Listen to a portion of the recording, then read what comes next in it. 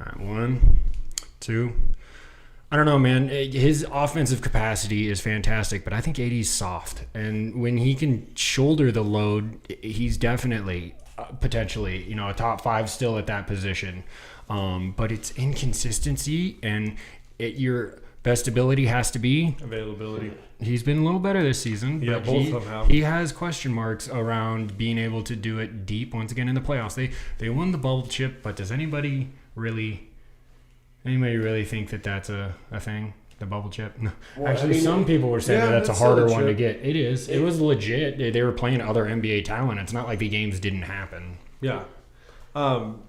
Well, before we get into more NBA talk, let's get another cheers for this new brewski we got, and then let's talk about that, and then we'll jump back into NBA. Little pod magic right here. Kind of new beer. Cheers. God, I love this beer, you guys. This one's classic.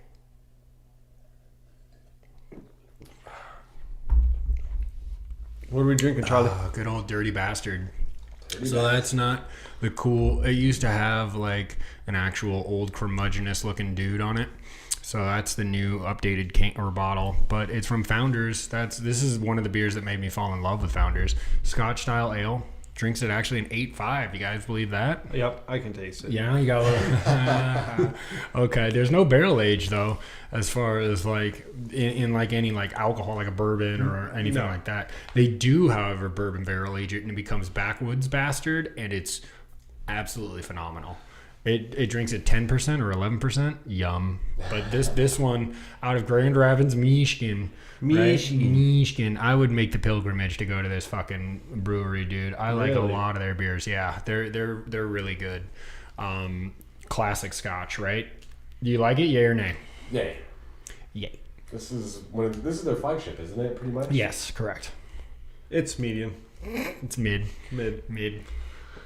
All right. So let's jump back in the NBA talk. So Wemby is just playing fucking outrageous right now, boys. Good. And then when you talk Rookie of the Year, right? Okay. We don't ever equate record to Rookie of the Year because usually they're on the worst teams. That's right. So just because the Spurs suck isn't going to hurt his Rookie of the Year chances. No, correct. It will hurt his MVP chances, but definitely not Rookie of the Year. Dude, I hope that team figures something out quick, sooner than later with like him. Like, get some other pieces around him. He is like fun to watch. Fun. Like him and Holmgren the other night. That was a fun game. Pops is just going to die on a basketball court. When is that guy going to retire, bro? I love Greg Pop. He's one of the bastions of the NBA. I know, for real, though. Homeboy needs to just let the reins go. But are you going there as a free agent? Right. No, it's not appealing to me right now at all. Like, at one point it was. I don't know. Like, I think this is all part of the process. You got Wemby. You're going to get another high pick because of how bad the team is. And San Antonio, I know it's not a big market, but it's not a bad city. And dude, it's Texas. If you get some fucking movement behind it, it's still Texas. Like, that's a massive state. Like, I feel like if you hit on the draft and you bring in at least one quality free agent, that team's close to competing again. Just because, you could, even though that Pop is the crib keeper, he is still. I mean, there's a lot of nothing. Sorry, Pop. That's great. But like, it's not far off, dude. If I could put together some memes, but that he still has that passion. He still basketball. Speaks about the game. He's helping Wemby. Like, I think it's good for him, at least for a little bit. I hope Pop doesn't drag it out too long. Do you guys pay attention to mock drafts in basketball? No, not really. No. I was listening to something, and they were talking that a lot of the top picks, I haven't looked, I need to look, might be like European players this year. Sure. Do you think that's because the one and done just isn't developing these guys, and the NBA is finally realizing it's taking like 3 years for these guys to start popping? That's a great take. Yeah, development seems to have been slower. Except, of course, you'll have those exceptions to the rule, but for the most part. But like, look at like all the dudes, Scoot, Henderson, all these guys that get taken like 1, 2 overall, 3 overall. None of them are really popping until like 3-4 years down the road. Like Kuminga, he was a pretty high draft pick. He's finally popping like this year. That's 3-4 years down the road. The reason being is that Europe doesn't dilly-dally around with college basketball. They just go straight to professional basketball, and they teach it as such from like age 15. That's why Wemby has come in and made a difference. Now, obviously, his length and his size insane. Yeah, when Luka got drafted, he'd been contractually under a professional organization in Europe for like 3 years. He had played and been coached by professional basketball coaches. Like, it's definitely helpful. Europe has been long underrated in the talent that they have put. The Sabonis family is fucking killing it. Like, there's so many European players that have come over here and made a difference. Every MVP in the last so many years is non-American born. Joker, Giannis, Embiid. And I remember back for the Luka draft, there was questions about that pick, and it seems like America's finally caught up, and they're like, yeah, okay, Europeans are a little bit further ahead. I heard because we're not developing the talent at the same rate. They're not pushing, these kids, like some of these kids that come out of college are absolutely ready to go, but a lot of them it doesn't seem like we're popping the talent like you said. It seems like the European talent's popping way better than for a while, look at Kuminga's playing. It's going to be a world game. It's a world game at this point, dude. If you're going to pull talent from Europe or from Africa, has been putting great talent in the NBA recently over the last 15, 20 years. And I wonder how that maybe changes college basketball, just because I think the one and done should be done. It would be a closer model for if America adopted more of the G League than the college way. I think that the one and done should be done. If you're going to go and be the one and done, go try to sign a G League contract and go play in the G League and learn there. At least learn professionally. That's exactly the point that I'm making right there, where I'm not saying that higher education isn't great, but let's be real about the true NBA or NFL talent that goes to these colleges. They're not some are. Don't get me wrong. Like Hendon Hooker is an astrophysicist or some shit like that. He graduated at the top of his class, and there are exceptions to the rule. But the vast majority of these gentlemen, and I don't know about ladies, but definitely guys that go to these high-profile schools, they're going to just because they have to. That's the route they have to take to get drafted. Sidebar. Talking about LeBron needs 7. Okay. Caitlin Clark needs 18 to take over Maravich, and that's today as well. It's a great call. That's today as well. So, dude, she's on fire. She's going to change. She's going to Steph Curry.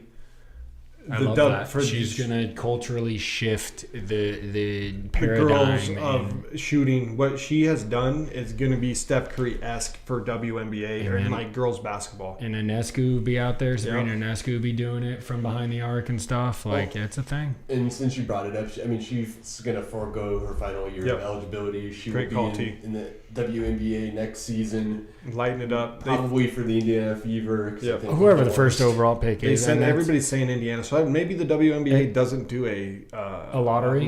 Maybe it's worst record because everybody has said. That's what I've heard. Yeah, that's what everybody's been saying. So I think maybe they don't do lottery. I don't know. I don't think there's enough teams. I think because there's only 16 WNBA teams. There's not that many. So half of them make the playoffs because I think it's an 18 playoff. Yeah. I don't know. I don't know the structure of the WNBA, to be fair, but I know there's not that many teams. So getting back on track, we were talking about... That's a great track. Shout out to Katie Clark. That's not getting off track. That's going to be history. Talking about the players that are lighting up this year, who, in your opinion, are the top MVP candidates in the NBA at this moment in time? Well, the whispers are, especially because he's on the best team right now, is Jason Tatum's gathering a lot of steam. That doesn't surprise me. He is the closest thing, I would say, to Kobe we have seen in a while. No killer though in him. It's true. It's true. At least it hasn't been unlocked yet. Maybe it's not to say the kid's still only I think 23, 24. The Drew Holiday signing is going to put that team over the top. That's what's going to tie it all together. That's the absolute glue. That's the final piece to that puzzle that you've been talking about. I'm afraid so. You think the Celtics are going to be? Dude, they're fucking playing good, man. Tatum's leading it, but you have Brown who can go off. It's the leadership of Drew Holiday that's going to take it over top. I don't know. I've been checking Porzingis' numbers. That's another good. He's been playing. Yes, exactly. His role has been solidified for sure. But in my opinion, Drew Holiday being the adult in the room is, as they say, is the piece that puts the Celtics over the top. I would say that Tatum's probably up there. Who else? Joker's up there, right? He's fucking dude. Always. He'll never not be in the conversation as long as he's healthy. Watching him play And they're one of the on right now. Oh, dude, Porter went for 31 the other night. Two words for Jokic, if I could. Do you want to talk about Porter? Spatial awareness. Dude, it's amazing. His floor spacing is second to none. Like, he knows where he's at. He knows where his players are at. And he can facilitate. He's a fucking 7-footer who can facilitate as good as Steph Curry. He can run the floor. That's why watching him last year in the playoffs was amazing. Man. He's seriously one of the funnest players to watch play the game. Gifts that other big men do not have. Like, he's a different breed. It's no wonder why he almost went 3 in a row. That's why I think that they're the number one. He's an MVP candidate, if not top. But they're also even though they're not the number one seed in the West, I think they're the number one team to beat with the way they're playing. Porter goes for 31 the other night. Dude, their Gordon defense. Joker just hit. Well, they have ancillary pieces that can absolutely and pop. Murray goes off. Right. Dude, they are loaded.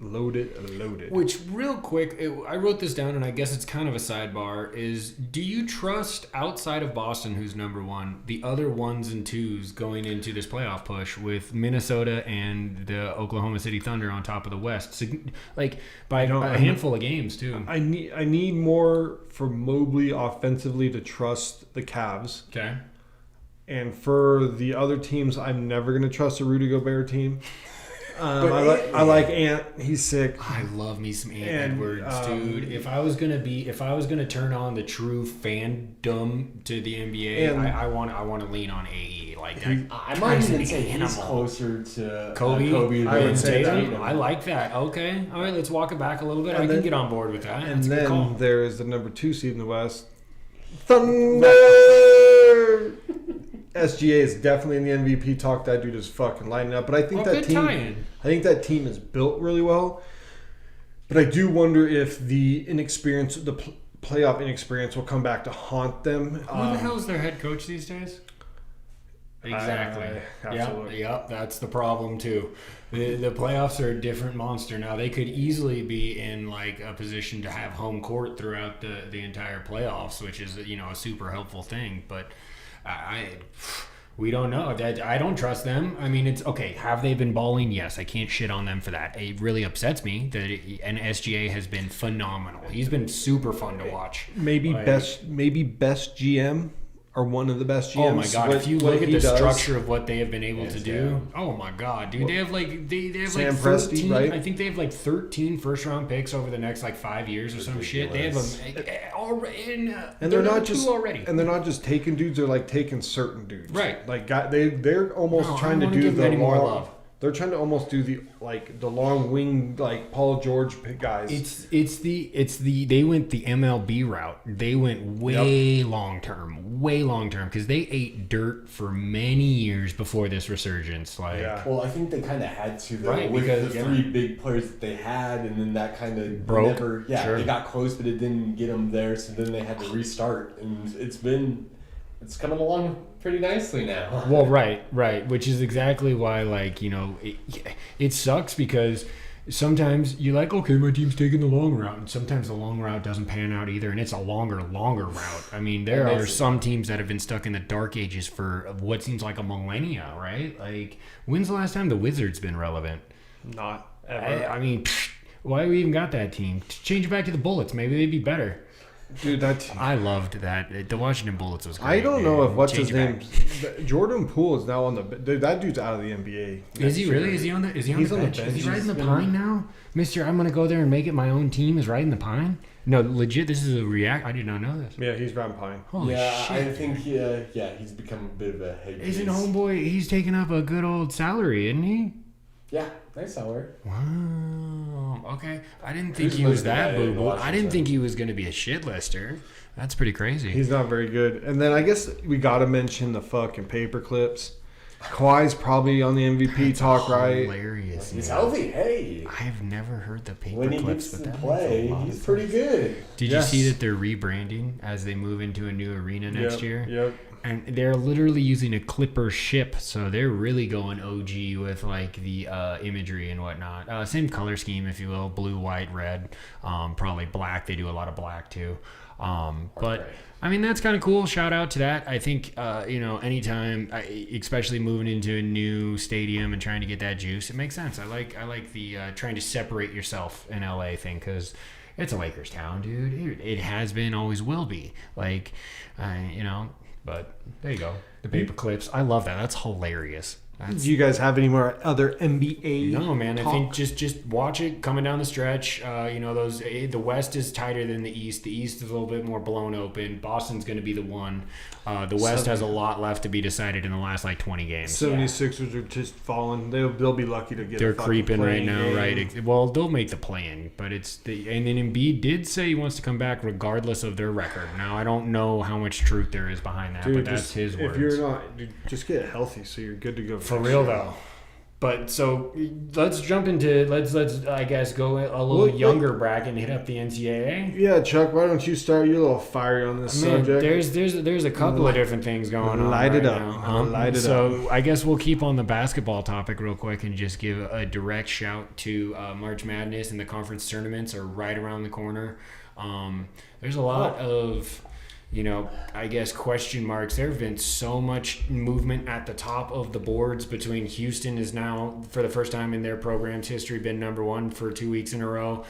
Tennessee, UConn has been balling. Marquette is right there. Purdue's right there again. But they all have weird losses. They've all kind of roller coastered around, Houston's offense is sputtery, and I think Purdue gets in the same kind of problem. I can't stand watching Purdue basketball. I know Zach Edey will be a top pick, but that half court, they're molasses on offense, dude, and I cannot stand. Yeah, I want to see it ripping and rolling. It just doesn't hold up. Well, it doesn't hold up in today's NBA. It does not. I'm not against bad half court basketball when it's the last 2 minutes of the fourth quarter and you got to slow some shit down and it's strategic. But when that's your game from the jump, it's so boring anymore. But that's like a lot of that Big Ten fucking basketball. Absolutely. And that's why a lot of them get eliminated early when it comes to March Madness. Which is why, this is great, as you brought that point up. The rumor is, and what has been floated through the grapevine, as it were, Dan Patrick was talking to Jim Boeheim, the legendary Syracuse coach, who probably has his fingers all over basketball still. Yeah, Jim Boeheim brought up 96 teams for the thing, dude. More isn't always better. It's post-season, meaning it's got to be hard to get there. It bothers me that the NBA... Yes. Well, right, and the NBA is 20 technically with the play-in. That's 20 out of 30. That's 66% of the league technically makes the playoffs. I know, just make it. Everybody makes a fucking right. playoffs. Yeah, why not? Who cares? Just at that point. 96 is absurd. And then how would that even look? It would be awful. You'd have just... We have 68. 68 right now. That's a gain of 28 teams. 28 teams. That's a whole nother bracket. That's a whole other tournament. It's a whole other weekend. What are we talking about? You guys, don't... I hate what... Common sense. I hate... Yes, thank you. It is. If you can't just see it on my fucking face. Why is the NBA... Or not the NBA, I'm sorry. Why is the NCAA breaking down everything that we love about it? Let's fire them up a little bit more. What about that 14? What about 14 games, Chuck? Go on that, too. 14 games, Keep it rolling. Why? Okay, let me do... God damn it. Go for it. All right, well, I want both topics now. You can rip on them both. It really irritates the shit out of me that we haven't seen a 12-team playoff, and they're advocating for a 14-team playoff. Why are we doing this? Why? It was so hard to expand to 4, and then oh my God, it took a decade. It took a decade. 12, and we're just throwing darts. We're not even throwing darts. We're just... I don't even know what the... It's got to be... Obviously. They're going to model it more to the NFL kind of playoff, it looks like. Why are you ruining the NCAA?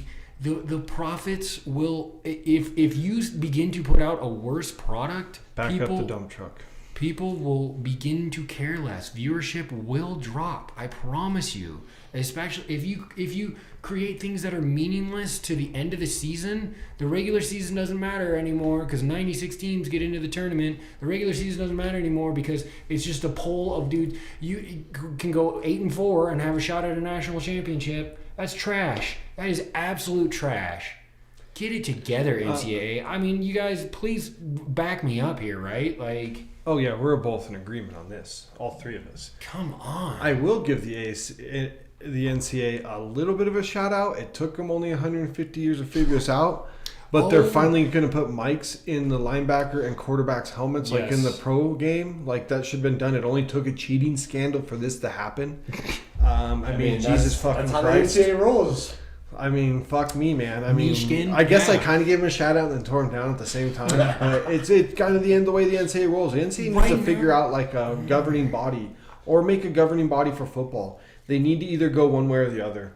And I think they need to go to, instead of making all these super conferences and you're fucking over the smaller like sports, your softball teams, your volleyball teams, your track. You should be staying.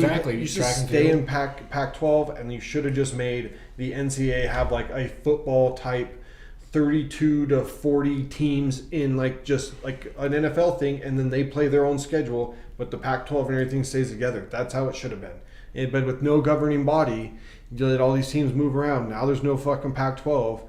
The NCAA is their most. Go for it, Trev, because I've been talking. So I was just going to say, it's like it reflects like society is the two extremes. Before they wouldn't let kids have anything. They were trying to like couldn't even get meals. That money couldn't even get meals. Couldn't feed meals, the kid. Can't get nothing. Right. Nothing. And now they're like, fuck it, we're going to go the opposite way. We don't give a fuck about nothing. Just let it happen. Well, there was that injunction that passed, and now the NCAA has to back off. They're not allowed to look into any more NIL cases.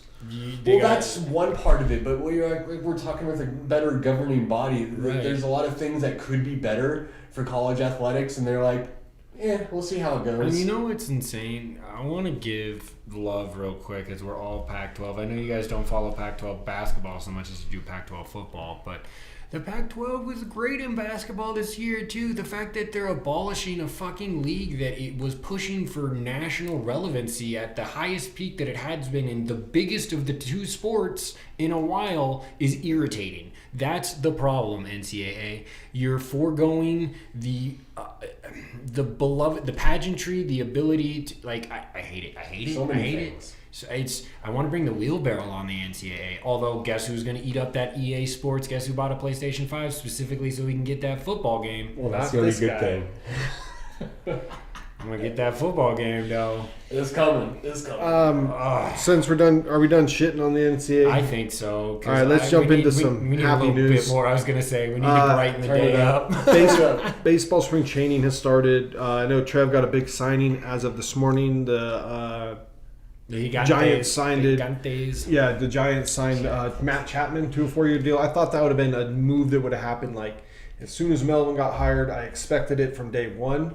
I'm surprised it took. Yep, he's a Gold Glove third baseman, Platinum Glove winner, best glove, one of the best gloves. His hitting has struggled since he's left the A's. He's had okay years, but great signing for you. And then as I was checking that out, Trev, I know Chuck's a little sad dick on this one, but Blake Snell now maybe won't be signing with the Mariners, which we thought at the beginning of this that he'd end up. Reports are saying maybe he's looking at San Francisco right now. Which because he just said he wanted to be there. Yeah, dude. He raised the 12th man flag during a Seahawks game. Like it just was. He's from there, right? Yes. It was just kind of weird that he puts it out and in a non-capped sport, and we don't know. And we don't know. We don't know what. But you we guys dealt are. some of our higher contracts, other than we've already paid Julio. We did the 1-year thing with him. We signed him instantly, so he's the only real big contract we have. I just think it's weird that you don't take a swing on a Cy Young guy who's from the area. And I thought that other moving of the contracts was the to clear it up to get like the Snell and the Ohtani. But see, this is the baseball strategy. We could understand that we have like 2 to 3 guys, Julio and a couple of other guys, and we're like, all right, these guys are amazing. The rest of our team, we might have to eat a little dog shit for a couple of years, and then when we get into year 5, 6, and 7 of these other guys, we'll have guys around them and we can push. That's the MLB strategy more often than not. You already have like one ace pitcher. Why not? I was just very surprised. You're more in the now mode, in the kill it mode. If you're looking at the Mariners, ace is a little bit older. That's true. You wonder how those meetings are going, and like, is he just using maybe the Giants to get a better contract? Sure. No. Once again, until you hear he just won the Cy Young last year too. True. So then he's got to be trying to get the best leverage. I guess has got to be the move, right? He's trying. And you know the crazy thing, and it drives me fucking insane about baseball, fucking free agency, is that we got guys signing. Dude, we're playing fucking games. Matt Chapman just signed. They already played 4 or 5 spring training games. Spring training, but still, you're like not working out with the team. I don't know, man. Football players do this all the time. I know, but in you always like them to be there. Yeah, early on. And you have Blake Snell. He's like not throwing off a mound, I don't or he disagree might be. with that, but I'm just saying, like, it's not unfamiliar territory. It is weird in baseball, I would say. In the one association that normally everybody signs up pretty quickly, it is MLB. But in the last couple of years, the free agency's kind of been weird like this. But at least in baseball, you have more games to like work your shit out for sure. You got 1,000,005 games per season, so at least they put in a fucking pitch clock to try to move 162 asshole. 1,000,005. I know it's 100. It just kind of like sucks when we don't get like that hot free agency market like we do with football and with NBA. We get like these hot ones in baseball, just like. So when I was unpacking makes me sleep. Some of my shit that was in this closet behind us, you guys, I found the ticket that when I was up in Seattle the last time. It was 2008, and we got a ticket to Safeco, and I remember it was a Blue Jays Mariners game, and I looked at the cost of the ticket. You ready for this? $7.25. Still go to A's game for that much. $7.25. Who wants to see the A's? Not Nevada, not Oakland. No, Oakland. The Oakland does give a shit about. I want to see the sad A's. thing. I just want Jeff Fisher to get shit. That's the sad thing about. I can't believe they haven't pushed his ass out. All right, well, you guys, we're dry, and we need to come back with some serious NFL news. It's Combine Week, so we're going to touch on some of the highlights there. We're going to give some of our takes about the top of the draft and some of the news we've been hearing about other free agents and some movement. So NFL, baby, let's get it. Let's probably play a little quarterback game. I got most important position in all of sports. Quarter. The guy that delivers the ball. For our audio listeners, we had a technical malfunction after the first 10 minutes of the first segment, so you're going to jump to this, and then you'll hear the second segment. So we're going to do NFL talk. So cheers, boys. Make sure you're on YouTube to get all of it. We got the video, so there will be audio for that. I'm going to try to extract it. I'm going to bump myself up here because I'm feeling a little bummed out. I was the reason why there was a technical malfunction. But we are drinking an apple pear cider from Fischoff in Germany. You better take a drink of that. All right. Is it good? Okay. You didn't drink? It's different. Wow. That's like sour. Let's go. Yeah, this is Roscoe's kind of shit right here. Yeah. That's very sour. Wow. Traditional German cider pours a rich copper with light golden highlights. Bountiful aromatics greet you once you approach. Acidic apples. Yeah, That's quite acidic. It is. That's a sour, basically. Go ahead and chug it, Downey. Sorry about that. Sun cider. Oh. I mean, you do get the apple if you let it linger, though. You do. All right. So, let's get this combo going. I can't wait for this. What are we talking about here? The NFL talk. So, let's start with big news this week is Combine. Chuck likes to call it the Underwear Olympics. I'm not the only one I here. know. I'm not the only one. And it brings me to the discussion of how relevant is it? Is it relevant to you? It solidifies what you see on tape. The good people, like the 40 yards, all that does is solidify that you see. Because when Quentin Mitchell runs it, when you're watching tape at Toledo, and you see him fast there, Okay. does he look fast because he's against slower competition because of the competition he's playing against isn't top end, right? So he looks fast on tape, so it solidifies him running the 4.33, which is impressive. This a motherfucker. It solidifies him as like a top 2 corner just because he's fast. When you see guys on fast on tape and then they solidify, I think all the Combine does is solidify what you're seeing on tape, but I think it does other things too. Your guy out of Washington, Trice, D-end, Okay. he had trouble in workouts, had to do multiple workouts a couple different times because he didn't do them right. That to me is a super red flag. Like, man, it's so shit like that. And I think the interview process, they know whether you're being genuine with them or if you're robotic. I think going in robotic hurts you because why are you not just being genuine with, I know some of those weird ass questions, but I think it does. I think it solidifies what you see on tape, and then I think it gives you like other kind of character type moments. And when you watch a guy like Trice, you're like, okay, maybe he's up there, and then he struggles on drills, and you're like, man, he just had to run that drill like 3 times. Oh man, I mean, I think that's a red flag, and I think other things like that. I mean, I think that's the point, but definitely I think a lot of that added information also just confuses the hell out of some GMs and like people that are talking about it, because your perception might change too much when the tape is really what you should be paying most attention to. I heard probably the most perfect take on it from, shout out to Rich Eisen. I listen to him a lot, to be fair. He's worked his way into like my top probably 2 or 3.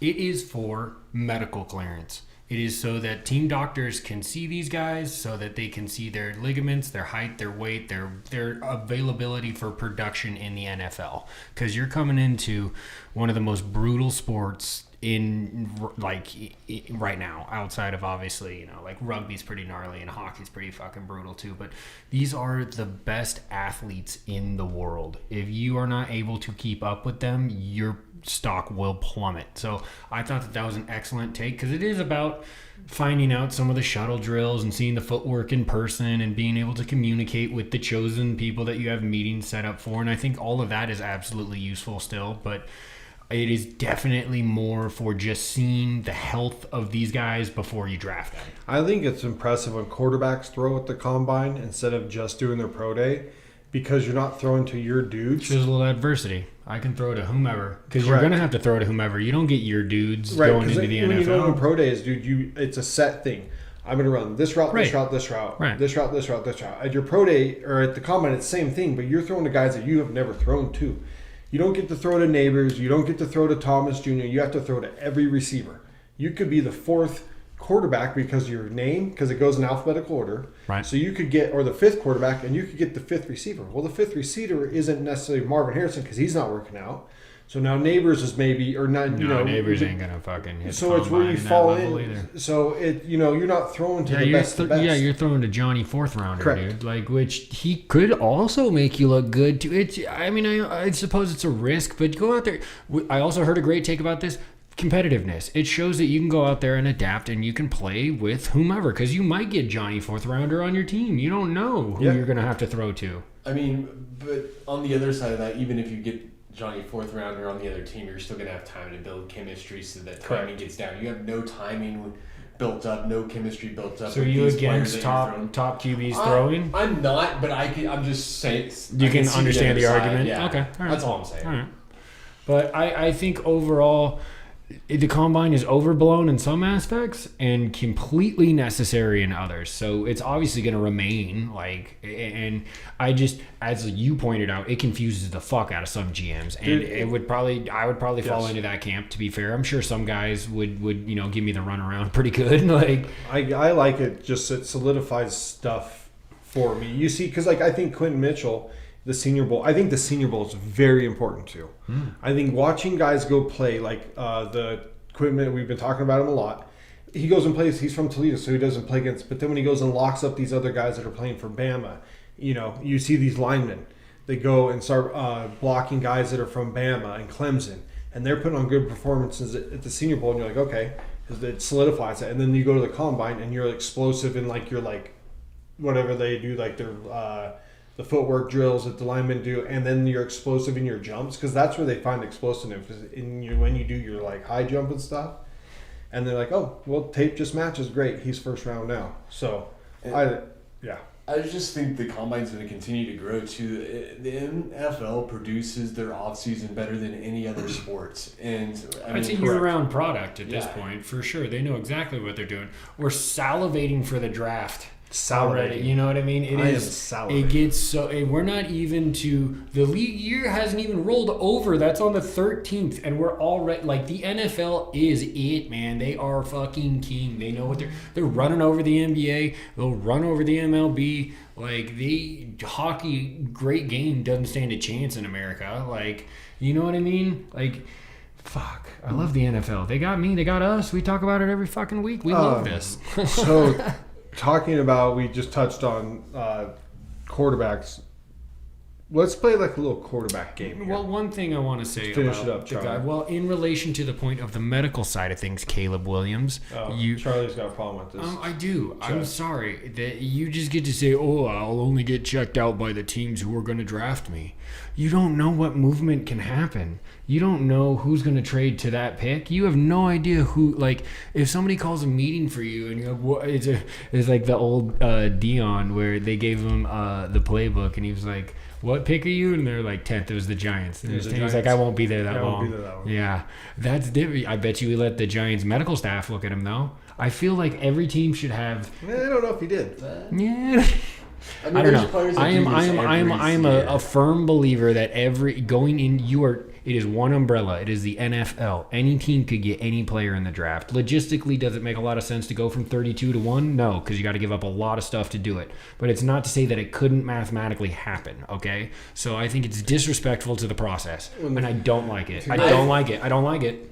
Okay, to fire back on that point, though, I think if you're a 32 team and you're giving all that to make that player your pick, if he's the number one guy, then you don't trust that organization to move heaven and earth for that one player because this is a team sport. If everybody looks back on that Ricky Williams trade, and that was just ridiculous. You don't trade all your draft for one player. It doesn't. You're not gonna be a team that wins a championship doing stuff like that. And if you're 32, you probably don't need him. That too. Specifically in this year's case with it being Patrick Mahomes for sure. So let's get into this little quarterback because we saw an article that the Insider wrote. They expect Russell Wilson to be released, right? Yeah, I think that's the way it's. Well, we're going away from draft quarterbacks. We're going into. Now we got Justin Fields. Okay. Stay in, releasing. We'll get into what you would do as a Bear GM in a sec. Then you also have Mac Jones, which I read, 5th round pick to trade for. Okay. All right, so choose a story. And then you get Kirk Cousins, Baker Mayfield, and Brissett's not really a starter, right? So those are really the only two in free agency, Kurt and Baker, right? That are starters. Everybody else is kind of like that. Backup. Outside of Wilson. Backup because he's going to be dropped. And yeah. So you got Russ, Kurt, Baker, and Fields, right? Yeah. Which spot do you think each one lands, and what do you think is the best destination for them, even though you don't think they're going to land there? Because you got the Falcons probably need somebody. Hopefully my Raiders don't do something stupid. And then obviously the top 3 are probably drafting, right? Unless given that class that you just listed, absolutely. Maybe Kirk Cousins. Maybe if you're in Atlanta could benefit from Kirk Cousins fucking big time. He could go down there and run that. He could facilitate to look at the relationship that he built with Hawkinson. As soon as Hawkinson came over from the Lions, he was tight end heavy. You bring that into Kyle Pitts and his athleticism and Bijan to offset that when he had Dalvin Cook, Steelers got some good tight ends too, and they're in need of a quarterback. The Steelers are in need of quite a bit as well. Their head coaching, their coaching staff is fucking phenomenal. But I feel like that roster is not set to make. I don't think they're that division. I don't think that they're a quarterback away from making the noise that they need to. I like both those teams you brought up. Is the Falcons the best landing spot? Or is offensively Kirk going back to the Vikings his best? I saw that they were releasing Madison, so they're going to have. So for the second year in a row, they're releasing their RB1. I mean, that's the game these days. It is. That's how they're playing. Dude, the running back market, these guys, none of them are getting franchise tagged. I would never want to be a running back now with professional aspirations. None of them be a wide receiver. None of them are going to get franchise tagged. These guys aren't going to get signed until fucking 6 weeks in, 7 weeks in, maybe even. They could be. Yeah. Why would they put their body through hell and back? You kind of figure out who needs your services and who's kind of towards playoff pushes. I just don't think they're going to be getting these $12, $14 million contracts. Hell no. Look at what happened this year. Everybody who held out and made a fuss didn't do shit. It's you didn't help your case, RBs. It sucks, and I feel bad because that position is crucial to the success of a good football team in a lot of ways. But the idea that you can just get younger and find dudes in the draft in the 6th and the 7th round is becoming more prevalent. But I think that maybe that will swing back if guys aren't incentivized to be a fucking running back. I'd go be a wide receiver. So Russ, to bring it back. Yeah. Sorry. I know that was sidebarred. Super sidebar. If we're saying Kurt is RB or QB1 out of the dropping and releasing, what you just listed out of those guys, that's how I feel. Right, okay, right? He's the most proven out of them. Are you want Baker or do you want Justin at the next point? Me, I like Justin just because he's younger and I like the upside. Where are you seeing him go if he goes not to the Falcons? Is he a Steeler? I think he could be a Steeler. I could work with that backfield. Arthur, right, for their OC. Arthur Smith, yep. So I think that could be a good combination. When it comes to Kurt, I think the best spot for him is to stay in Minnesota. I think for Baker, it's the same thing. Baker should absolutely stay in Tampa Bay, so regardless of what Evans does. does. Two quarterbacks that are moving is Wilson and Fields. And I think Fields fits better with Pittsburgh. Wilson, I see him that he could be an Atlanta guy. I'm so curious. That's a weird storyline, dude. Is somebody going to take a swing on him? And if so, what's his contract going to look like? You can pay him $1 million. Right, you can pay him veteran minimum because he's cleaning up fucking 38 from the Broncos for sure. That's why the rumor mill is around Fields that he's not worth a first-round pick, and that makes a lot of sense. We've broken that down. Dude, if you don't, if we I think they'll get a second. I think you get a second and maybe a fourth, maybe second and a fifth. Dude, with him... Even a second is, I guess, yeah. I would... If you... Okay, so now... swung for Fields on a second-round pick, I wouldn't be too angry by that, to be fair. I agree with you, Trev, on the Kirk Cousins staying at the Vikings. I don't know. I like Kurt on the move. I know that he's a wholesome dude. And I wouldn't mind him if he signed with the Raiders. Him ending in Minnesota is more the storybook that he probably wants, but it would also, he can revitalize. He's a good quarterback, man. Dude, I know that he doesn't shine under the bright lights the best sometimes, but I'd sign him 3 years for like in that 35 range. I'd give Kurt. That's nice. Coming off of an Achilles, that's real nice. Yeah, I kind of left the Raiders out of this. They kind of could be a wild card. I just don't want to be the Devontae Adams has to be a fucking like a piece of the puzzle there, right? They've not trading him, so you either draft in a quarterback and you get to throw to him, or hopefully you. Dude, I don't want Fields or Wilson. I don't know if Fields. You're putting your flag in the ground there. Fields is a dude. And I think Russ is on the downside, and I still think Kurt gives you a better shot out of all of them that we said. Otherwise, you better fucking take somebody in the draft. Yeah, just to add to that, as far as playing GM for the Raiders, I think that's the better move is the draft. The guy that you drafted last year, Connell. Yeah, he played all right at the end of the year. You can use him as a bridge. You can use him as he's not a big drop off. I feel like from the free agency market of quarterbacks. I know Cousins, of course, would be way better, but I just after that, Baker's after having years in the $40 million range. I don't want to pay Baker $40 million. Yeah, those other three guys Mac Jones. I think smarter option. I think a little. A crazy move would be Denver getting Mac Jones and letting him kind of sit for a little bit with Sean Payton and kind of letting it, because with his first year with McDaniels, dude, he was. Mac Jones can be a player. He can play. He's shown that organization ruined that poor kid. That's what I'm saying. Go to like Sean Payton. I agree. He doesn't have the athleticism that guys like Lamar or even guys like that are coming in like Jaden Daniels are going to have or whatever. But he has a head for the game. Yeah, he just needs to play on time. He won a national championship, and he was successful in his first actual year where they had a good game plan for him. So I wouldn't write him off. And if you're going to get him for a 5th round pick, is kind of what you heard the rumor was for him. That's not a bad dart toss if he goes to the right spot with the right coach. All right, Charlie, we've been talking about this for a while. You are now the Bears GM. What am I doing? What are you doing with your first pick? Well, hell, man. And your 9th pick, and then what are you doing with Justin Fields?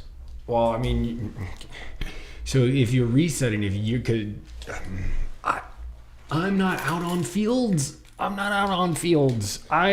play is to keep him as GM? Let's hear it. I know this is where I'm so torn. Yes, I know. Okay, because I think the reaping, like what you could get for that pick would be insane. You all right? Did you break the I just bottle broke opener? the opener. Oh no! Oh no, broken We're opener. down opener. I do have one in the kitchen. We do need to get into this beer. I was looking at it. I was so debating on how I was going to tackle that. Well, you continue what you're talking about, and I'll just go around and grab it. All right, it's on the on the counter. All right, so this is live take. We're gonna keep this So in, y'all. We you're love GM, y'all. so you're keeping. So I'm GM. I honestly, if you can get the right package for that, well, I would. How far are you trading down now? How far are you trading down now? I guess that's true if you already have the 9th pick too, because what I would do at 9 is get one of the prime receivers, Roma, Dunze, Neighbors, depending on who's there. Harrison's going to be gone. Or if all of the receivers at the receiver go on a run, Joe Alt or Fashanu out but of you Penn could State. trade to like 3 and get a haul and still That's what I'm saying. and still That's what. Oh shit. still get Marvis that's and what Harrison. I'm saying. Get Harrison still, and then you at number 9. Isn't that enticing? Isn't that enticing? At number 9, take the best. Well, wait. defensive So, are you player. advocating for the idea of keeping Fields or not? Is No. what I'm asking you. No. Hell No. Okay. You're drafting No. Caleb Williams. I mean, Okay. but if you trade down, why go farther not to get the best wide receiver? Because you're still getting a haul. I mean, I get that CJ Stroud was the truth as a rookie, so we'll see how his career progresses. And giving up the first pick of being able to get him kind of looks ass right now, and giving up a potential second prospect that could be the QB1 for a long time is also risky. Oh my god, if I would not envy Ryan Poles right now because all options are not terrible, to be fair. Make my call. If the deal is right, meaning like if I'm getting 2 first-round picks bare minimum, a third and a starter, I probably take that offer to go down 3 or 4 spots. Okay? And then I keep Fields and then I draft my balls off. And those you get first rounders that you can surround Fields with. You just turned over the fucking offensive and defensive staff. I know Eberflus stayed, but they got rid of their coordinators. So DJ Moore's a beast. They're gonna get another number 1 wide receiver. That's the second pick. They're also drafting 9th. Maybe I've seen some where they get a tackle. Maybe even where Neighbors. No, I think that they would go none. They put somebody on the other side of Sweat. GM Roscoe is trading if the value is good enough, and I don't know if it has to be, because Caleb Williams is one of the most hyped prospects we've heard about now for 2 years in a row. And like he had kind of an off year this year, for being honest, from the bar that he set, the year before. But it's clear as day the guy's got athleticism just bleeding out of everywhere. Like the guy's so legit. Yeah, I'm not. GM Downey is trading Fields. Okay, even if it's just a second or third round. Oh, yep, done. Okay, and drafting I am Williams. taking Caleb Williams at number 1, and then at number 9, I am hoping that Rome is there because Neighbors is either gone to the Giants or the Titans. See, you could even leave Rome there to the Giants or Titans too. So then is Brock Bowers there, and I can go Cole Kmet and Brock Bowers, or then do I take the best defensive player available put him on the other side of Sweat, so Turner or Verse. So I'm definitely taking Caleb at 1, and then if no receivers there, I'm probably going Verse or Dallas Turner. So that's what I'm doing. But let's take a break. I was going to say, before we get money's take, cheers. Cheers, boys. Thanks for getting the opener, Trav. Sorry yours broke, brother. Yeah, I mean, it was more for show than for function, and it got a lot of function. That's really good. That is a really good IPA. R&D, research and development, baby. IPA number 35 out of Russian River, hopped with Chinook, Comet, Elixir, Nectaron, and Warrior hops. I didn't know there was that many. Warrior hops. I like Yes, it. very much. Drinks Drinks at a clean 7%. Dude, it tastes like delicious. Santa Rosa, Cali. Right, I like it a lot. Yeah, that's Russian River is fantastic. That's a home run. That's a nice little offset from what I'm. That cider was next level, dude. Yeah, I wasn't expecting that. I don't think sour. anybody was. I was not expecting that, boys. This is absolutely delicious. Like a crisp. I was too. And This is like. This is from California. This is a West Coast IPA, baby. This is back-to-back Russian Rivers. I think the next pod is gonna have some more too. so shout to that. Yeah, no, I think that they have definitely offset for they cut through a little bit and mellowed some stuff down. So even at 7%, good drinker. Trev Munn. So what are you doing? I take GM. Caleb Williams. Don't even look back. I'm trading Fields, whatever I can get. And then upward and onward, using number 9. It is what it is. I think we're just playing it straight, if you will. Trade the quarterback, draft the quarterback, see what you can get at 9. I understand these 3 quarterbacks have got a lot of excitement. It looks like a better 3 than it's been in recent drafts. But I think it's them thinking too much about it a lot of the time too. Josh Allen, Justin Herbert, just a couple quarterbacks that had down seasons their last year before entering the draft, where you have Daniels kind of winning the Heisman and being the hot new guy, and he looks great. But Caleb Williams, when you look at his tape, there's just things that he does that if you can polish that out. Patrick Mahomes-esque, yes, the arm angles and throwing off the back legs with still distance and arm strength. Yes, he's not Patrick Mahomes. Patrick Mahomes is the best player. It's unfair to even compare the two, but he does things that Patrick does. And if he can hone those in and refine those skills, like, he's going to be, I think, a top 10 quarterback. Just right off the bat. That's the kind of skill set he has. And so with the second pick, looking for another receiver or an offensive lineman or a pass rusher, or whatever falls to them. I think the Bears actually might have figured their offense line out towards the end of the season. They moved the kid from Oregon State. They had right. He's at right tackle, but then they got the other kid from Oregon State they drafted a couple years earlier, Trevon Jackins. Nice. And they moved him to guard, and he excelled at guard. He struggled at tackle. Okay. So he excelled at guard. So their offensive line wasn't actually – their offensive line was rated better last year than a lot of people think. So I don't know if – they go. I would maybe more the pass rusher or wide receiver. Yeah, because I think it's a wide receiver if he's there. But I wouldn't take Coleman or Thomas in the top 10. I think they're in the late teens, 20s. If one of those 3 is there, it's Rome or Neighbors. But it could be Neighbors, because dude, if you think about it, so Cardinals take a receiver right at 4. 5 is crazy with the Chargers, right? They're going to either go offensive lineman or Brock Bowers. Because he loves tight ends and he loves offensive line to run the football. The Giants, receiver, gotta be, right? If you're staying with Daniel Jones, which was an awful signing in the first place, you got to put somebody else with him. So Neighbors or Rome could go there. And then at 7, the Titans have that kind of Bengals decision to make. Do you take Rome or Neighbors, or do you take Alt or the kid from Penn State to block for Levis, because you're rolling with Levis. So you're taking offense line or thing. So you might be at number 9 and not get one of the 3. And then at that point, I'm going Verse or Dallas Turner, depending on what who's on board. Yeah, because I think we all think that the Falcons are taking a quarterback in free agency, right? That's their best move. It looks like the best move to make at this time. Because they're 8, right? They're 8. They're 8. No, for the 3rd year in a row. Right. So they're out on the top 3 for sure. And you're not drafting McCarthy, Nix, Penix at 8. You can't reach like that. You've seen too many examples of teams reaching like that and it not panning out. The numbers are not in your favor if you don't get the top prospects. To be fair. There's so much. Oh God, the quarterback carousel is going to be. So then the Falcons have a good offensive line. Like, it was pretty good last year. Yeah.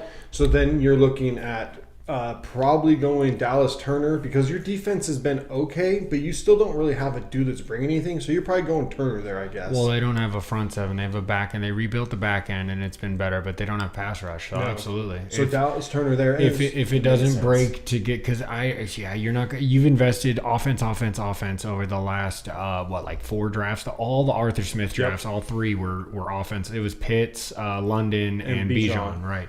Which, I mean, don't get me wrong. It's prospects, dude. And you can, if you're the Falcons too, you could get that other dude on the other side of London in this draft. This absolutely, draft in the is second so or third round, the wide receiver. Yes, agreed. But then, so then you're at 9, right? So now you're probably going verse, or if Rome's there, you're hoping Rome's there. But then 10, the fucking Jets are better taking offensive linemen. Jesus. But It's dude, gotta be. If they don't trade up to get one. I was gonna, if they're looking for Alt or Fashanu, they should go in that bracket before that.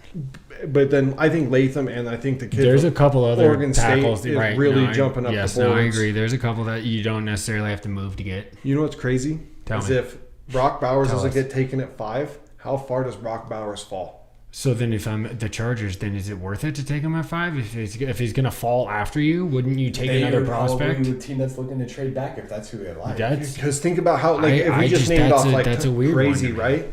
That's a weird one to me. I've been seeing him go past like the Raiders at 13, go past fall into that weird 17 range, and you're like, dude, no way. Look at these top 5 tight ends that have gone recently, though. They haven't necessarily been the dude. Absolutely, We had some good tight end play last year. I think. We did, but we got Laporta in the second round. Kincaid was okay. He finally came on. Well, they finally started highlighting him. He finally got in front of Dawson Knox, and it's true. And we were high on Kincaid. We also thought it was a weird selection given the other stuff that the Bills necessarily needed. But they hit the linebacker pick. He got hurt. I think the Bengals would love Bowers if they could trade up and get him if he falls into the teen range.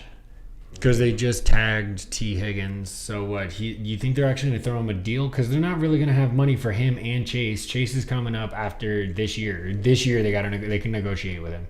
He's a first round pick, so you can technically, you obviously have the 5th year option. They're going to exercise that, but I don't know, man. Are you going to be able to have 2 WR1 contracts? Nope. I mean, you're going to sacrifice something big time. Your offensive line, your defensive line, your offensive your line secondary. Still hasn't played good with all the money you've spent. They have tried. I know. Isn't that the craziest part? They've tried big time to work around Burrow and give him. Although I think that they're in line to take one of these the top guard / top center in the draft. Interior. Yeah, I think that because the kid from Oregon, the center from Oregon, he probably go for it. He's the best center. He might go to them. When you're doing these mock drafts and you're looking at stuff, and you fall in love with a player going to a team. Sure. Dude, Keenan Coleman, receiver from Florida State, falling in love with the fact that he might fall to the Bills, and him and Josh Allen could be together. That would be fucking cool. Yeah, Josh Allen. The Bills they need a WR2. Period. They need to take a receiver in the first or second round. They have to. Is Diggs taking a step back? So if he's taking a step back, he just got to find his fucking hands again. He had he was targeted so often. It wasn't that Josh wasn't trying to get him the ball. Stephon has nothing to bitch about other than him dropping balls. So I mean, stone hands. I'm just saying, when it's your own damn fault, man, turn the mirror, back towards yourself for a little bit. Jay Allen was your MVP hype at the end of the year, so. But yeah, you fall in love with picks like that, For sure. I'm so curious to see what happens with the second wave of quarterbacks, right? The first 3 are essentially spoken for in 1, 2, or 3. Yeah, my my nerve factor is sitting behind the Vikings and the Broncos is that if Kurt doesn't go back to the Vikings, does the Vikings and Broncos both take dudes, and then you're kind of well, here I am. Now you don't get the guy that you think that was going to be there. Yeah, and then oh man, that pinch is tough because then when you're on the clock and you're I was 1 pick a fucking way from getting my guy. my one hope is that the Bears do move off of the first trade pick? Off of the first pick because that means that's one more team that's not taking a quarterback. So that another quarterback, and then you can get up to 5 or 4 and maybe get a dude instead of having to get into the 3 when the 3 are all taking quarterbacks. You think? Okay. You know what I'm saying? It opens up more possibility to move up for that second or third quarterback. Getting to the May or Daniels into the. For some reason, the Seahawks interviewed Jaden Daniels. I'm not sure why. That is the dumb. What a waste of an interview. You want to talk about a guy who's not going to be anywhere near our draft pick? We're 16. We're not going to move up. I've seen you guys look a lot at 32-1, Chuck. Hey. I've seen you guys a lot with one of the defensive tackles, the kid from Illinois or the kid from Texas. I've seen you with one of those. I have as well, yeah. And I do. If we don't get to re-sign Leonard Williams, if for some reason we can't figure out a number that makes both of us happy, then we do need to go interior line because we are not young there at all anymore. I'm glad you brought. We did get Mike Morris out of last year's draft. That he had some okay games. And obviously, Boye Maffe's young, but he's an edge rusher. We need some interior defensive line. I'm not against that. I'm glad you brought the free agency up because a lot of the draft stuff questions will be answered as soon as free agency starts. We'll know. The league year opens in 12 days, March 13th. We'll know. Or 11 days. Chuck's probably not drafting a defense tackle here because they just signed Leonard and this guy, right? Oh, this team's not taking. Sure, it absolutely changes your draft strategy. It has to. The Raiders aren't taking a cornerback at 13 because they signed Jalen Johnson, right? Jaden. The Bears cornerback. The Bears, yeah. Cornerback. I'm sorry. Corner. Okay. He said quarterback. I was like, what? So and then Snead from the Chiefs. Yeah, no, he's going to get franchised, and I don't know. Trading for him could be fucking. I'd rather sign a dude in free agency than trade. I do not want to necessarily give up draft capital. I would rather just sign the dude for the cash. Very rarely, when you put out like multiple picks, does that guy who comes in for that work out at the level that you want him to? Because right? 2 picks, dude. If you bang on those 2 picks and they become solid role players versus a guy who you're overpaying, and then he's mid. Especially if it's a first and second rounder, that's 2 starters. Yeah, dude. NFL teams fuck this up way too much. Overthinking the draft is not fucking hard. The draft is hard. It's not to say that it's not. Otherwise. It's not that hard. It's not that hard. These teams make it way hard. Here's my email. I'm going to email you. NFL, hire me. GM Raiders. Get a PlayStation 5 and come to the Dynasty Downey. Dude, I'm working on him. Talking about free agency, do you guys know that the Pats have over $100 million in cap, and the Commanders have over $90 million?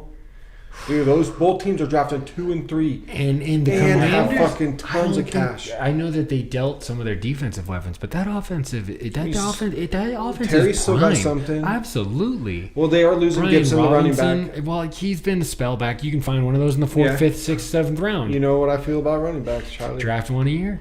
At least if you have the equity on the back end of the draft is what you mean. Yep. If you have a 6th or a 5th, 6th, or 7th draft, if you have 7 picks, you should take a running back in the 5th, 6th round every fucking year. Why not? I get it. And a receiver too. Why not? Just run through them. And a quarterback too. Why not? Fuck it. We just got equity everywhere. I wouldn't draft quarterbacks. The quarterback thing is a little more challenging. I do think that I am a little bit. So many teams have developed guys. I'm so sent them off for picks. I'm so disappointed in like the maybe second. I got to start looking at second tier quarterbacks. I am not a fan of Sam Hartman. I thought I was going to be. He did nothing for me. I don't know about the Tulane kid, Pratt. Is that his name? Pratt. I believe Pratt. So. He's getting a little love. He's getting some love. I'm not a fan of Spencer Rattler at all. Oh, me either. At all. I hope to God we don't draft him. Same.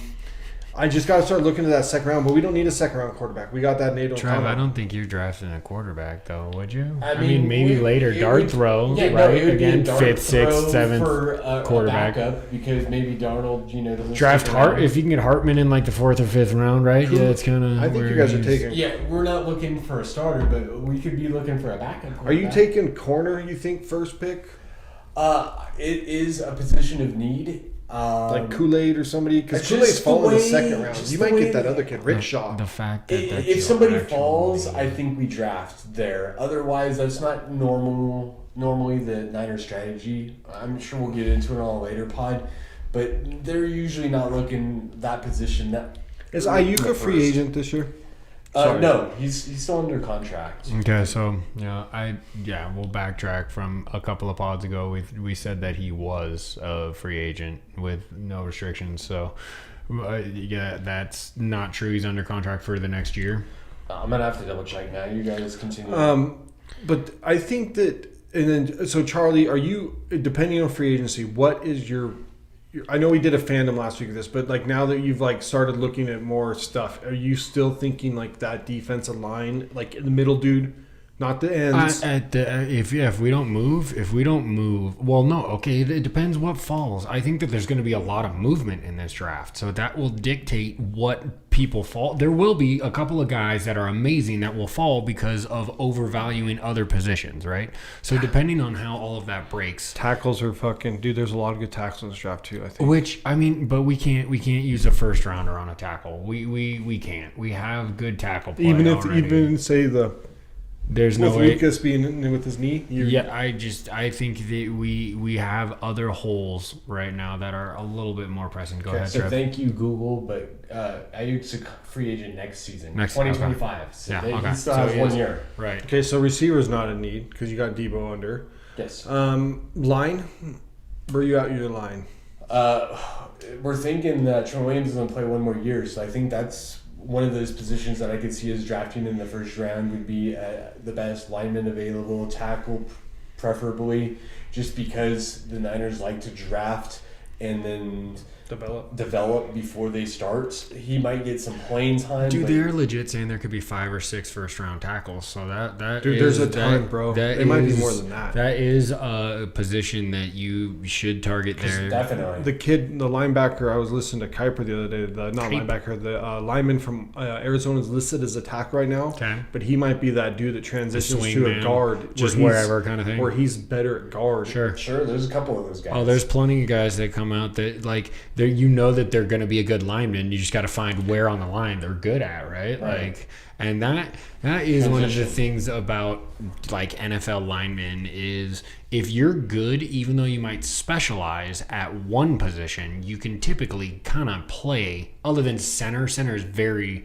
specified to good the one hand. Amazing, dude.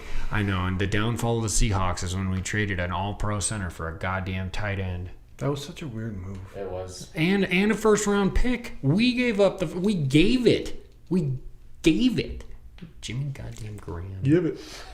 Okay, I'm sorry. Do you think that there's quarterbacks sidebar? Do you think that now that we're in it, do you think there's quarterbacks that because Russ has never been really a tight end quarterback? No. Do you think there is correct? He's just not a tight end quarterback. He never has been. So hopefully he doesn't go to the Falcons. I want to see Pitts do something. I guess that's true there. That's schematic. He's always been. He's a play action, push the ball down the field thrower at his during his best. So with Bijan, it would be great, and he could probably unlock Drake London.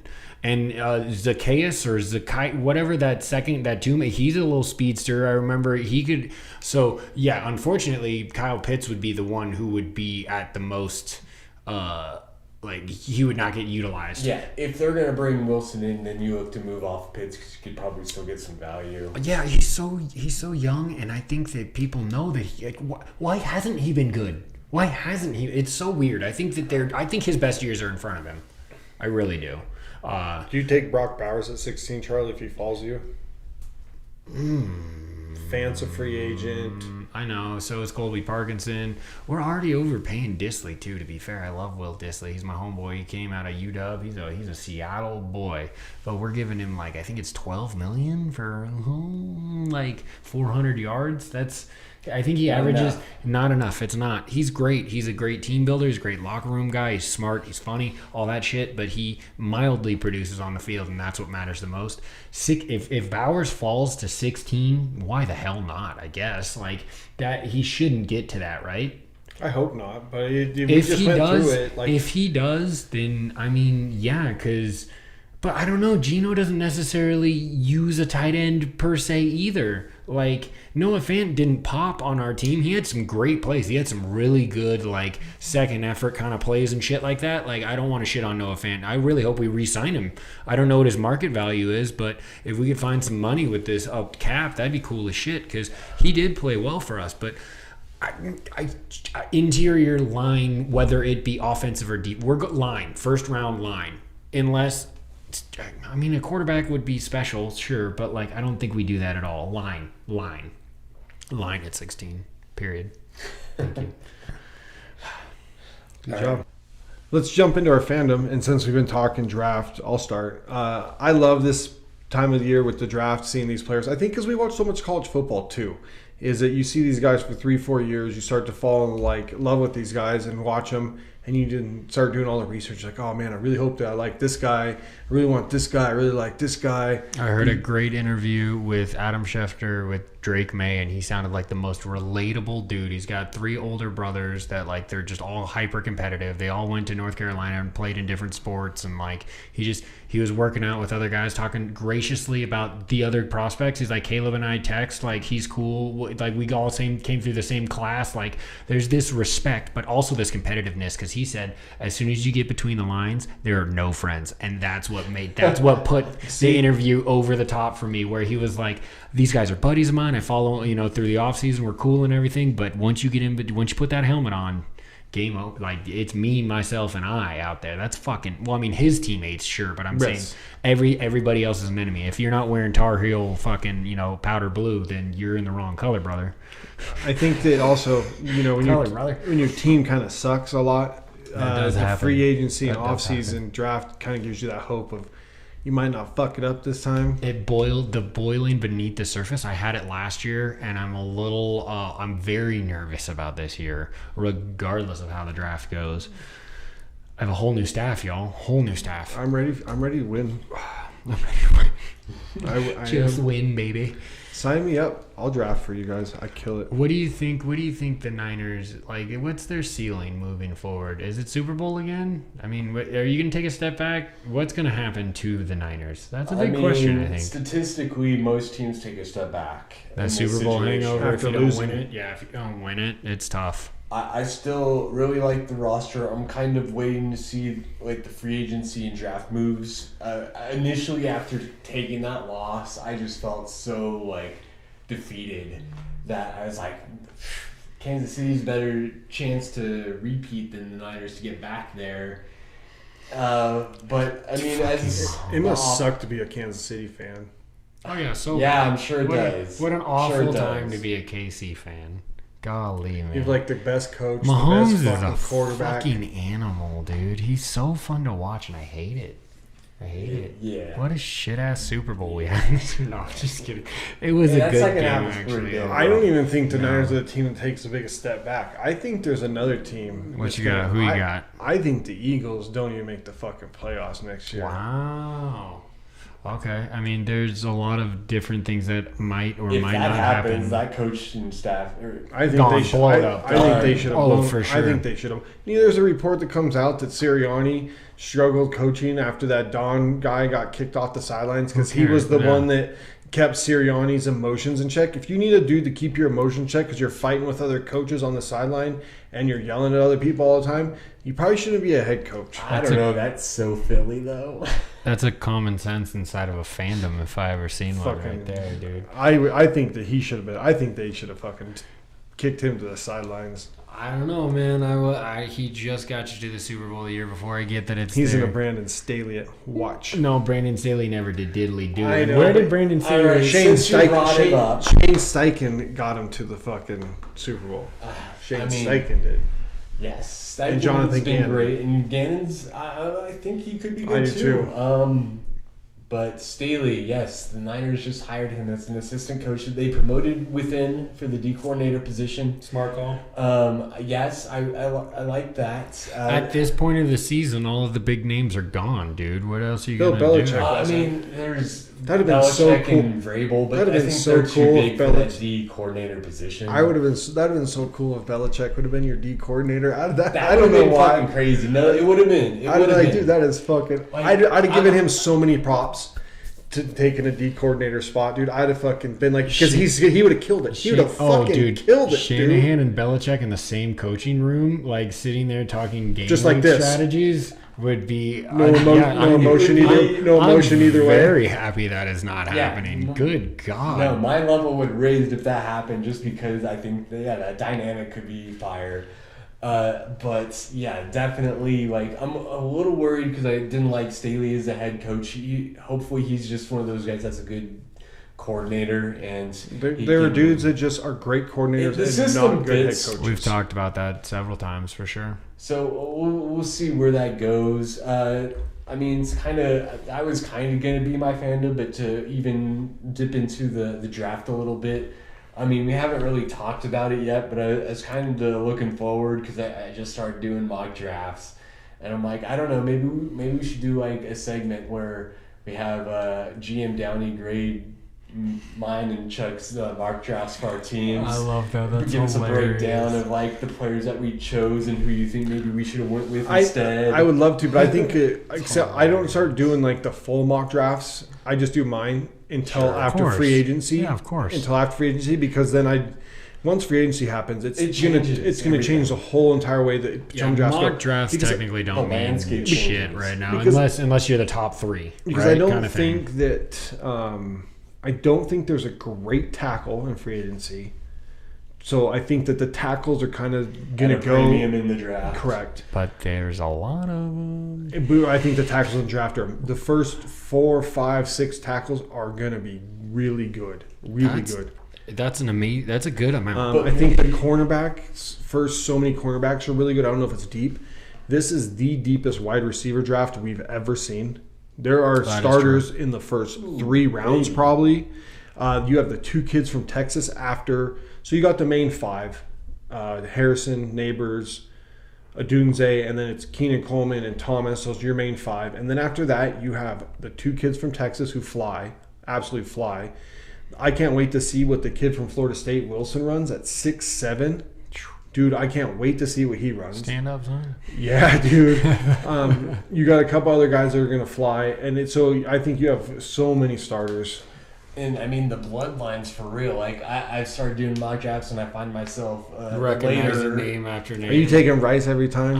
No, I can't take him every time, but he's someone I look at. I look at Luke McCaffrey too. I'm like, oh man, if he's just there, maybe. How fortunate is this? It would be a nice fit, maybe. I don't know. Yeah, I look at some of these mock drafts, and I'm like, dude, that makes no fucking sense what you're doing. I just like look at it and like, nope. And then once I see a pick that's so obscene, I don't even finish the rest of it. Sure. Because you've already pissed me off so bad with your mock. I can't take and I'm like, dude, you just what is this tomfoolery? Yeah. How dare you? Why is you putting him here? This is like one of those ones where, and I just kick it to the side. You're not very smart. Never look at your mock draft again. Never ever. So, do you want to expand on that some more with your fandom? No, I'm good. You good? I love drafts. This is what we were just speaking on, to the idea that the NFL has made a full season like it's a thing. Theatrics even in the off season's almost better. Like especially for those who didn't win the Super Bowl. Like all their 31 teams, yes, are looking at this as clear potential. And I think for us too, and I really do think it's because we watch so much college football. I really do. Between us 3, we do watch like our other friend Josh. Like I think we watch so much college football that we fall in love with players, even because we just watch everything. Like we literally start watching college football at 9 a.m. and on some Saturdays it's all day of just having different games on here and there. Once again, shout out to Fubo, man. They kept me plugged the fuck in this season. And that's what I'm saying, dude. You watch so much, and you're like, dude, I really like this guy. Man, that guy is really. And then, like you said, you hear an interview with Drake May. Now Chuck wishes he's in the top 3 to take Drake May. I would, man, just off of that interview alone, dude. Maybe I'm a sucker. I don't know. I'm easily convinced, but you get the feel sometimes. Wow, man, it was so cool to just hear. He just sounded like a real dude. I just like real guys. He just sounded like he knew where his feet were, right? Like that's. Like, I think maybe that's why I'm down on Caleb a little bit more, is I feel like he's already coming in with this, like, exploded, like, expectation and ego that, like, is he going to be able to live up to it? Especially if he goes to Chicago. No, I mean, they're known for ruining quarterbacks up there. They haven't had a fucking Pro Bowl quarterback in 50 years. That's why I kind of wish they just Commanders trade up and get him. I mean... That's also a huge rumor because of hiring Kingsbury and doing that whole thing. But, I mean, shout out to the draft and shout out to the offseason. So, sorry about the first cut audio, fans. I'm going to try to recover it. Everything else is going to be up on X and Instagram, all of these beers, and one cider, which was a fucking sour, basically. So, shout out to Downey getting that down. I can get it down. But I can get 12 ounces down. I would say Pod 50 was kind of a roller coaster, you guys. But you know what? We pulled through. We did. We had some ups and downs, some technical difficulties Chuck wasn't here all the way, apparently. Throughout the recording, but I think it came together.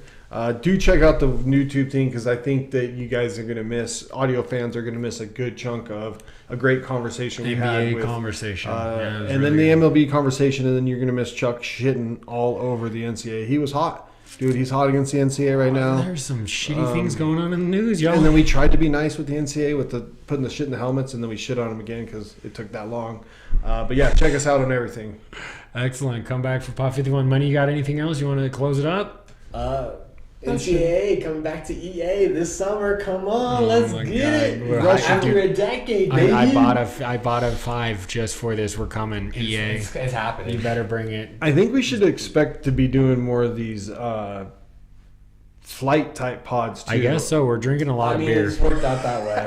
Well, we're not actually drinking as much. Well, that's true too. We're only drinking like 3 to 4 ounces of each beer, which I guess levels us out. But let's keep it that way, I guess. Then more flight pods. Flight pods. Dude, Pod 51 coming soon. Yeah, and it's going to be less trouble. Keep your eye out for that Fix It pod. Now we got to fix fucking the NCAA March Madness too. We got lots of shit to fix. Fix it.